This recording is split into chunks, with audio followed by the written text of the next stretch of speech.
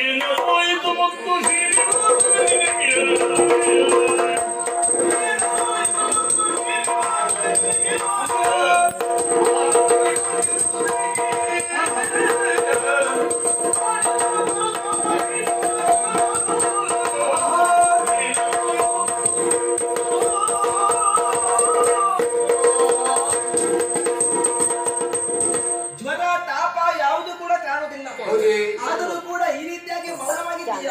ನೀನೊಂದು ಕಷ್ಟಕ್ಕೆ ಸಿಲುಕಿದ್ದೀರಿ ಅರ್ಥ ಮಾಡಿಕೊಂಡಿದ್ದೇನೆ.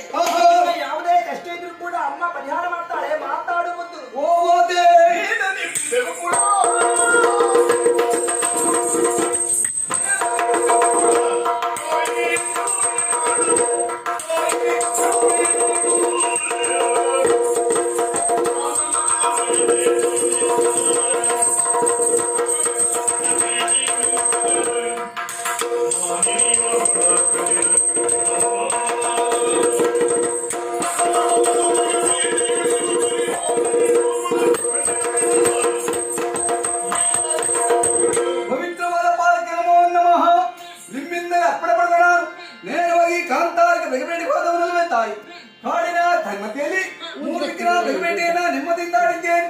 ವಿಶ್ರಾಂತಿಗಾಗಿ ಬಂದೆ ಸಂದರ್ಭ ತರುಣಿ ನೋಡಿದ ಮಾತೆ ಅವಳು ಯಾರು ಮಗು? ಪದ್ಮಾವತಿ ಎನ್ನುವುದಾಗಿ ತೋಂಡ ದೇಶವಂತೆ ಆಕಾಶ ರಾಜನೇ ತಂದೆಯಂತೆ ಈ ಧರಣಿದೇವಿಯೇ ತಾಯಿಯಂತೆ ಪೂರ್ಣ ವಿಚಾರವನ್ನ ನನ್ನ ಮುಂಭಾಗದಲ್ಲಿ ವಿಸ್ತಾರವಾಗಿ ತರಿಸಿದ್ದಾಳೆ.